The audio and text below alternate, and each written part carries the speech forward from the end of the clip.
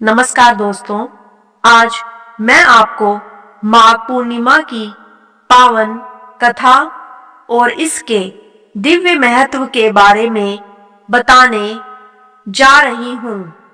माघ पूर्णिमा हिंदू धर्म का एक अत्यंत पवित्र पर्व माना जाता है, जिस दिन गंगा स्नान, दान, जप और तप का विशेष महत्व बताया गया है। शास्त्रों के अनुसार इस दिन किए गए शुभ कर्म कई गुना फल प्रदान करते हैं और व्यक्ति के जीवन से पापों का नाश होता है। 2026 में माघ पूर्णिमा रविवार 1 फरवरी 2026 को होगी। कहा जाता है कि माघ पूर्णिमा के दिन सच्चे मन से की गई प्रार्थना सीधे भगवान तक पहुंचती है। आइए अब जानते हैं माघ पूर्णिमा की वह पावन कथा जो जीवन को पुण्य और शांति से भर देती है।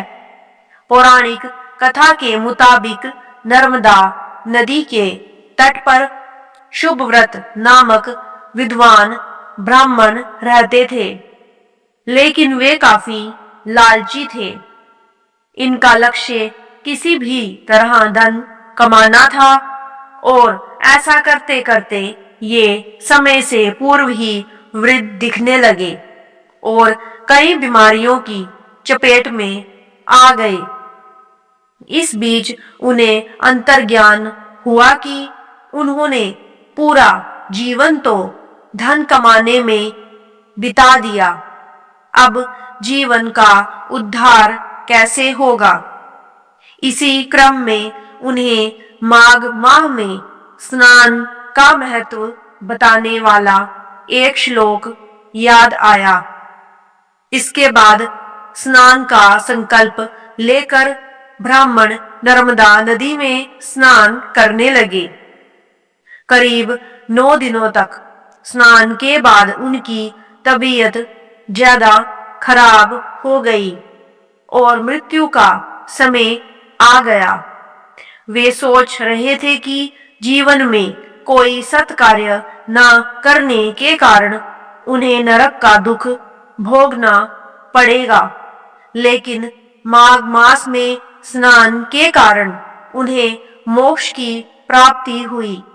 हिंदू पंचांग के अनुसार माघ महीने के शुक्ल पक्ष की 15वीं तिथि को पड़ने वाली पूर्णिमा को माघ पूर्णिमा कहा जाता है।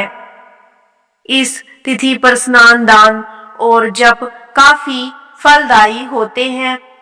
कई लोग माघ स्नान भी करते हैं, जो पौष मास की पूर्णिमा से शुरू होकर माघ पूर्णिमा तक होता है। तीर्थराज प्रयाग में कल्पवास के बाद माघ पूर्णिमा के दिन ही त्रिवेणी में अंतिम स्नान किया जाता है। मान्यता है कि माघ स्नान करने से सुख और सौभाग्य, धन, संतान और मोक्ष की प्राप्ति होती है। माघ पूर्णिमा के दिन भगवान विष्णु का पूजन कर पितरों का श्राद्ध और गरीब व्यक्तियों को दान करना चाहिए।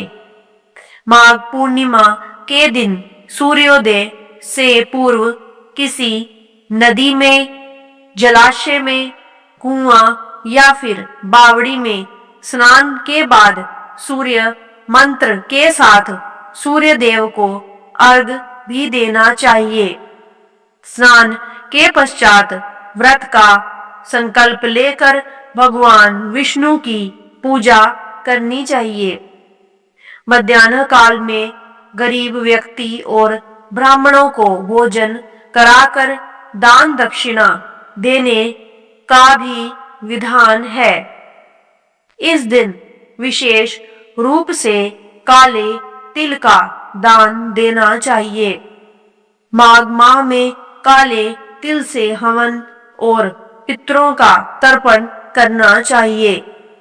अगर आपको माघ पूर्णिमा की यह पावन कथा पसंद आई हो तो वीडियो को लाइक करें, शेयर करें और ऐसे ही भक्ति भरे वीडियो के लिए हमारे चैनल को सब्सक्राइब जरूर करें। जय श्री हरि।